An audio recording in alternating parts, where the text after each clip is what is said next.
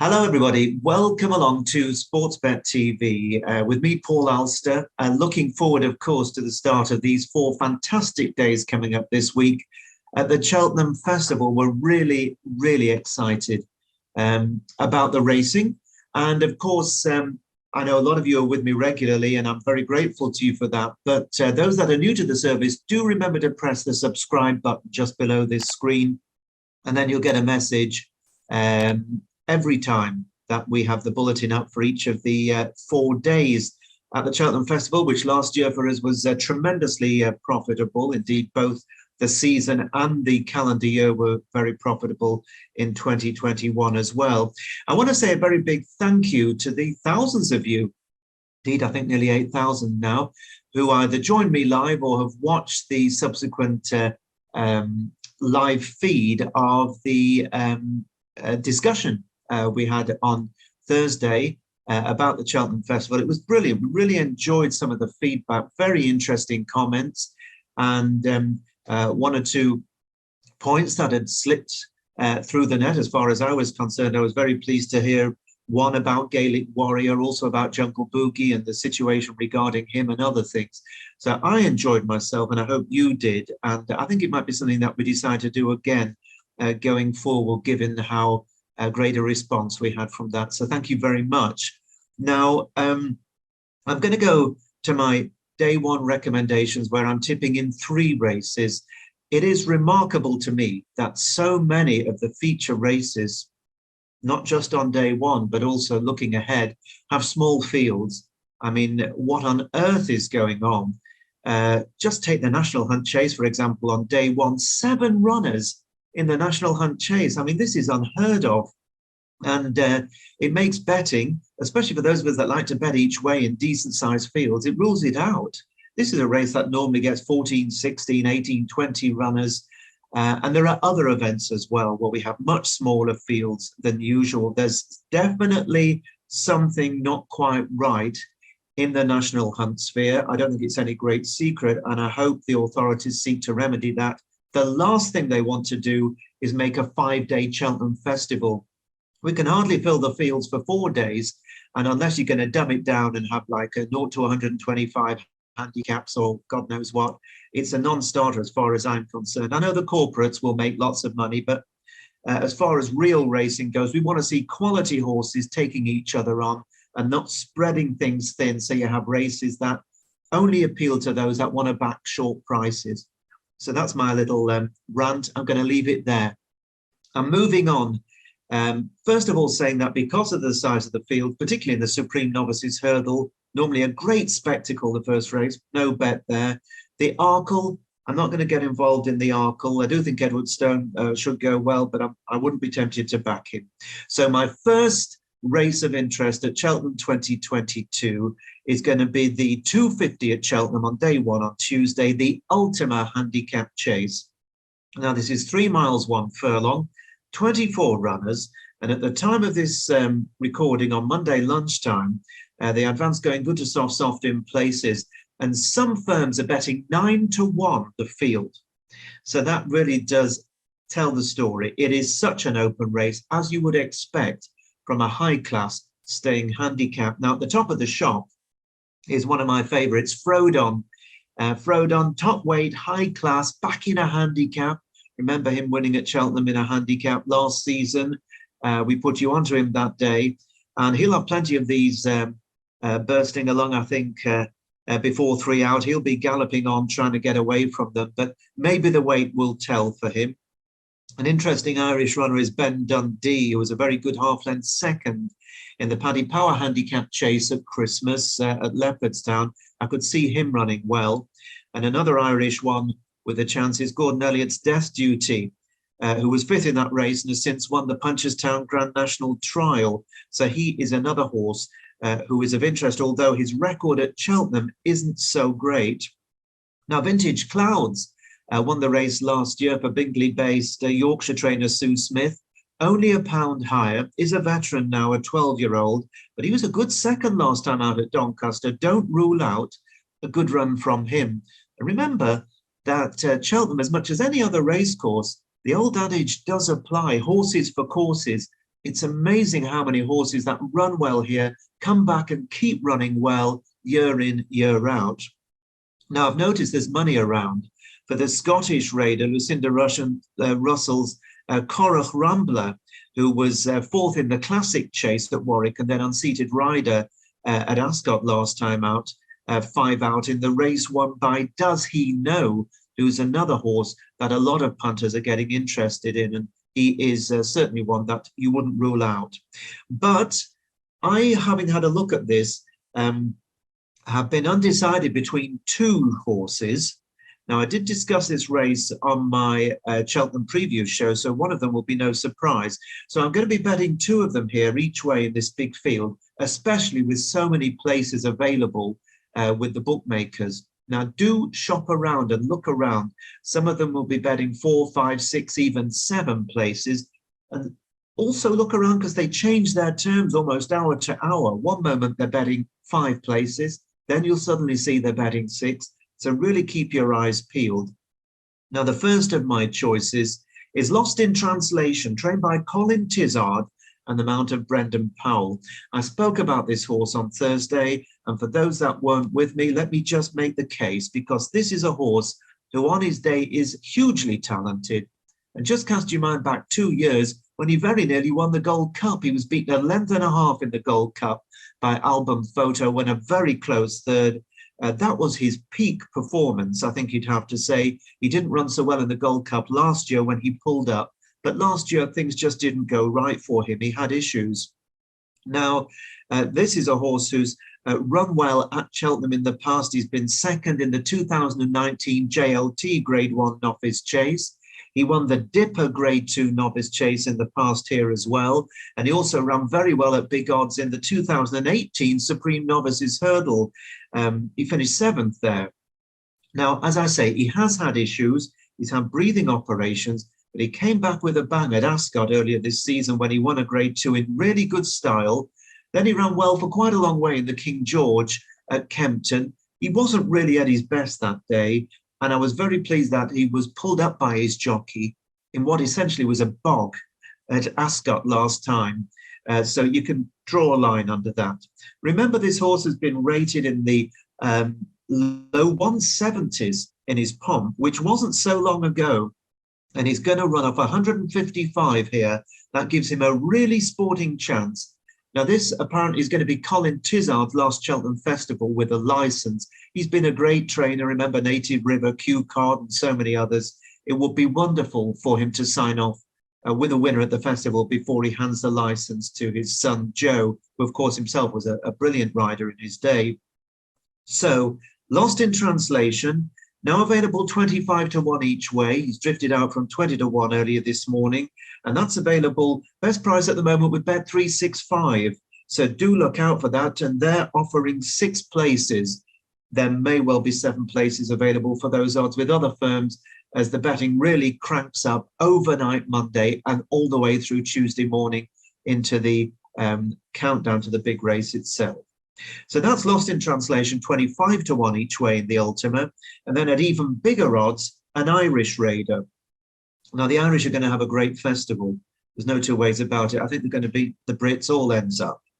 But this one could go really well at a big price. And he's called Dr. Duffy. He's trained by Charles Burns and is the mount of Liam Quinlan. Now, Charles Burns is a very capable, talented trainer, but he's had his issues and he's got in trouble with the authorities. He's 1 or 2 dodgy things were going on at his stables a year or 2 back, and he was suspended, I believe, for about 6 months. But he's back, and on the straight and narrow, he's got a number of good horses. The Big Galloper is one a lot of people are interested in. But Dr. Duffy should not be overlooked here. And Liam Quinlan, his jockey, is very good value for the £5 that he's going to claim. Now, this horse was third in the 2020 Kerry National off a mark of 145. He's got ability. And this term, I've been watching him and watching a few reviews. He hasn't been knocked about in 3 runs over hurdles. And then he was back over fences last month. He was going really nicely in the Grand National Trial when he unseated his rider 3 out. He was about 5th or 6th, hadn't made his move. He was still going well enough. It was the race won by Death Duty, who I mentioned earlier. I think he should be spot on for this. They've got him on a decent mark. And this is a trainer who likes to have a punter and a tilt at the ring, and there's people around him that like a bet. They will have seen these odds, and I think it will tempt a few in. Wouldn't surprise me at all to see him run a big race. Now, he's available at 4-0, 40 to 1 each way. 7 places available with Betfred at the time of this recording. Plenty of others offering 6 places. So 2 horses, sporting choices, at big odds, which is the way I like to play it. Now, I've seen so many punters, so many tipsters rather, in the racing press, Sporting Life, Racing Post, etc., all giving their big recommendations for things like Shishkin and God knows what, at a shade of odds on here and there. I mean, you don't have to be a genius to pick those out, you know, and you're going to get skinned to eventually backing favourites. I'm looking for the value, and of course, it doesn't always work. But when it does, it very often pays its way and in style. So Lost in Translation and Dr. Duffy, my first bets of the Cheltenham Festival, both going in the Ultima Handicap Chase Tuesday at 2.50. And then we're on to the Champion Hurdle, the 3.30. One of the great races. You know, we all remember Isterbrack and way back to See You Then and See Pigeon, and then other great horses, Hurricane Fly and Honeysuckle. Well, she was really impressive last year, and she's going to be a very, very tough nut to crack. Indeed, nobody's ever cracked her because she's unbeaten. She's a brilliant mare for Henry de Bromhead and Rachel Blackmore. Whether she's got better than she was last year, I don't know. She's won her 2 races this season, but she's odds on. You know, a lot of people putting her up, and you know, you couldn't really get too heavily involved. If she wins and wins well, we'll stand back and applaud, but I won't be backing her. And I won't be backing either the 2020 winner, Epatante, Nicky Henderson's mare, who has been very good, but she's not the same class as Honeysuckle, despite dead heating in the fighting 5th, and then winning the Christmas hurdle at Kempton. Those don't really measure up, I don't think, to the required standard. Now, the one that a lot of people are putting up against Honeysuckle is Appreciate It, this tremendous horse of last season for Willie Mullins. Willie's set to have an amazing festival, I think, again. And Appreciate It was 4 from 4 last term, including absolutely hacking up in the Supreme Novices hurdle. He won by 24 lengths.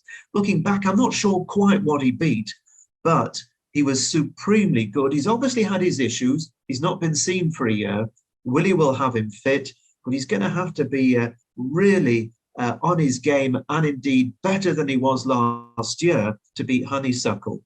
Now, Gordon Elliott also brings over an amazing team for this festival. Tihupo is his representative in the Champion Hurdle, 3 from 3 this season. Latest easy win in a Grade 3 at Agrapart, beating Durasso. There's surely more to come, but he will need to improve.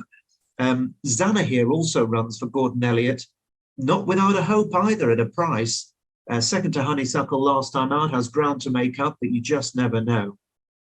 One of the most heartwarming stories for sure of the festival would be if Anne Hamilton were to train the Champion Hurdle winner. Tommy's Oscar is her horse. It would be a kind of a Norton's Coins story. But as I pointed out before, I think she is pound for pound one of the very best trainers in Britain or Ireland. She does amazingly well with a small string. And the fact that they're prepared to let Tommy's Oscar take his chance suggests that he will not be disgraced. But if you're with me on Thursday, you'll know where I'm going with this. If you're hearing this for the first time, the horse I'm interested in for the Champion Hurdle is Adagio, trained by David Pipe and the mount of Tom Scudamore. This is a horse I've always liked. He won the Grade 1 Finale Hurdle back in January 2021. He's had just the 4 runs since then and been second on all of them, including in last year's Triumph Hurdle. He also finished second in the Juvenile Hurdle at Aintree, when I think he was probably just a little bit over the top, not quite at his very best. Now, this season he's had 2 runs. Remember, he's only a 5-year-old, this horse. He's getting better all the time, I think. And he carried a big, big weight in the Greatwood Handicap Hurdle, a race that in the past has been a reasonably good pointer. I think Rooster Booster won it back in the day before taking the Champion Hurdle. But he was second in the Greatwood Handicap Hurdle. Grade 3, beaten 3/4 of a length in the autumn by West Cork was the horse that beat him, but West Cork got £13. Of course, that's not champion hurdle class. He's had a break since then, and then he came back in a mud bath at Wincanton a few weeks ago, and he was one of the few horses brave enough to take on Gary Moore's Goshen going right-handed. And as we know, if the champion hurdle were run at Sandown or Wincanton, Goshen would probably be champion hurdler, but he isn't because he doesn't. Well, he goes well enough left-handed. He was clear when he came down. Remember memorably in the Triumph Hurdle, but he's a quirky horse. But at Wincanton, he's mustered, and Adagio gave him one hell of a race, and he was upsides, going better going to the last, just couldn't quite get by in the heavy ground. And I think that Tom Skoo just didn't really knock him around because he knew he was going to be running in this champion hurdle a few weeks later. Didn't want to leave his race behind in Somerset. So Adagio, a 5-year-old, improving, representing a really good stable and a fine jockey, a horse who's run well at the track before, second in a Triumph Hurdle, third in a Great Wood. I think he's the value. I'm not saying Honeysuckle will be beaten, but if there is a horse to beat her and pop up and surprise, I think Adagio could be the one.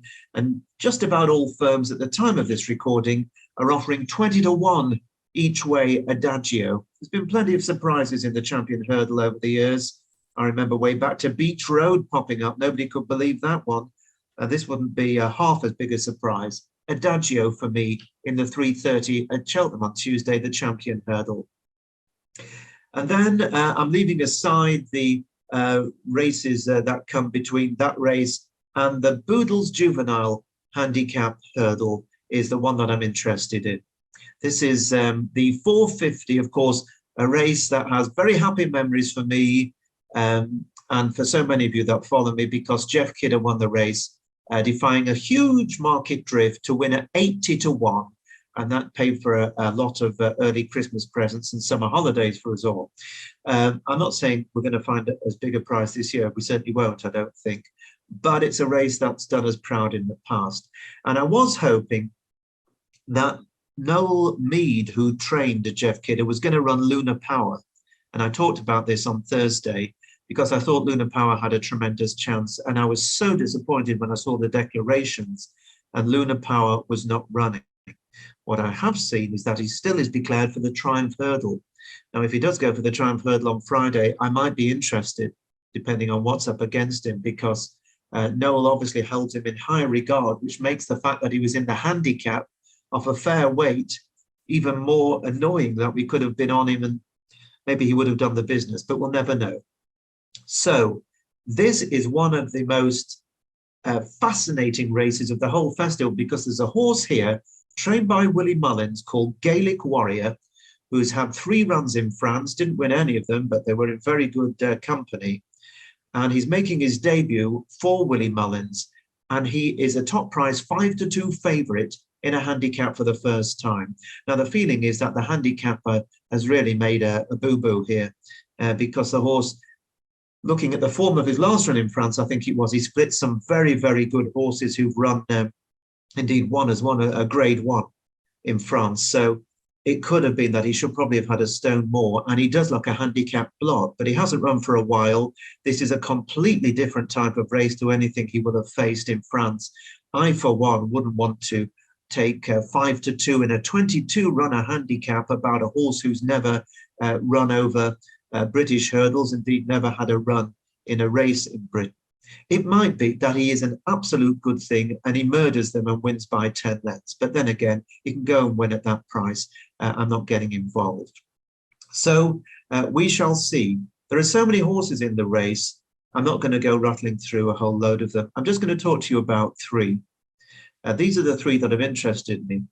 Now, the one that I've eventually discounted is a horse called HMS Seahorse, who's trained by Paul Nolan. Now, Paul Nolan has got his horses in really good form. He's had a few winners in the last few days. And this one is an ex-Aidan O'Brien flat racer. And he's had 3 good runs over hurdles. And he won nicely last time out at Fairy House. Just like the way he went about his business there. He's running here off 128. It wouldn't surprise me to see HMS Seahorse run a big race. But rather like the Ultima Handicap Chase, I'm going to have two stabs at this because they're both big prices. And let's hope that one or both of them manage to finish in the first 6 or 7 places, whatever is on offer. Now, the first of them is called Iberique de Soil. And this one is trained by Gordon Elliott. Now, Gordon didn't have anybody jocked up on this Sunday afternoon, so I was wondering what he was going to do. I was delighted to see that he's got Dennis O'Regan, who's a jockey I love. I think he's great. He's going to ride Iberique de Soil. Now, this horse was a favourite when second to Luna Power at Punchestown in November, and then he won a Court Maiden Hurdle. He beat Swinging London and Champion Green, who have both won since, and both are set to reoppose on Tuesday. He then finished third to White Pepper and Faye, who are both set to reoppose. That was at Fairy House in January. He's been rested since, and he's now £9 and £7 better off. So on his Luna Power run, I think that Iberique de Soil has got a proper chance. And as long as the rain stays away, I think he could be suited by the better ground. And the odds on offer at the moment are 40 to 1 Iberique de Soil. That's each way for 6 places. And that's with Bet365, 5 places offered at the moment with the likes of Unibet and Hills at 40 to 1 Iberique de Soil. Now, I spoke on Thursday about the fact that Paul Nicholls' horses are running perfectly well at the moment, but he just doesn't have quite the firepower of previous seasons and is bringing a much smaller team to the Cheltenham Festival. But what I do think is that those he is bringing are worth noting. And he's got one in this race who I really like as well. And the horse is called Bell X1, trained by Paul Nicholls and the mount of Harry Cobden. Now, this is an ex-Irish horse who won at the Galway Festival over 1.5 miles on the flat last summer for Ray Cody. And then he was second on his hurdles bow, and then he won both at Listowel in September and then at Punchestown in October. And after that, New Connections bought him for £110,000, a lot of money they paid for Bell X1. Now, this is a horse who's had 11 races flat and jumps between March and October of 2021 for Ray Cody. So he really did campaign the horse pretty hard. And I think Paul has got the horse, decided he needed freshening up and given time to get over a very hard series of races. And he's given him 154 days off. And I think he'll come back fresh and really well. I have to say, with the greatest of respect to Mr. Cody, I expect that Paul Nicholls will have improved the horse because he is a great trainer. He's also got the blinkers on first time, which I think is notable, and that might really add another edge. The ground should also suit him. And he's the only Paul Nicholls runner in a race that Paul has run, that Paul has won twice in the last 7 years. So he really does have a lot going for him. He's the sole representative of a yard who's won it twice in the last 7 years. He's blinkered first time. He's coming back after a break. He's joined a champion trainer from a small Irish yard, and he's got the form in the book that suggests he should go well. So Bell X1, 33 to 1 each way, 6 places offered at the moment with Betfred and Bet365 last time I looked. Those are the ones that are offering the best odds, but this is a very movable feast. These odds are going to change very rapidly, either drifting out or coming down. And the place terms, look out for the place terms, not just the number of places, but just the percentage they're offering the place, and whether it's the fraction, whether it's a quarter or a fifth of the odds. Keep your eyes open throughout the meeting. So that's my day one selections. And I hope they're going to run well for us. The shortest of them is a 20 to 1 shot, if memory recalls. So we're going for some really decent prices on day one, on a day where the bookies are expecting lots of favourites as they are throughout the course of the meeting. They may well be right, but there will be some surprises. So that's my day one bulletin. My day two bulletin for Wednesday's action will be out a little earlier than usual. It may well be with you even on Monday evening. So look out for that, because I'm very busy on Tuesday. So I wish you the best of luck. Let's hope we get off to a good start at the Cheltenham Festival. But whether we do or we don't, it's a 4-day play, and we'll hopefully show a profit at the end of the meeting. Best of luck Look forward to you joining me again for the Day 2 Bulletin, and don't forget to press the subscribe button. Bye-bye for now.